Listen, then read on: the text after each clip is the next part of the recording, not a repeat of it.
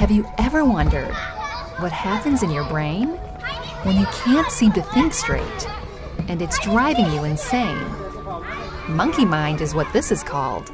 So monkey mind is defined as restlessness.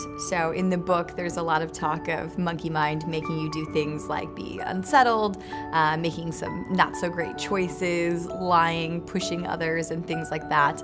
Your chime is the answer, with its lovely soft ring.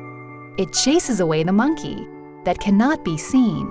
The whole concept behind this was something instead of a timeout. It was something that is going to give parents the tools to help their child calm down. We like to think that before you need to do a timeout, you can chime out. The chime is amazing.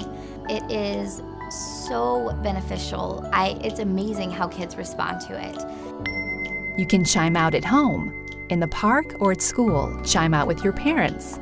They might think it's cool. It was almost instantaneous. I'm very excited to have found the chime because outside of that, it was just, like I said, chaos. I love the chime. Lately, my daughter's actually been asking for the chime.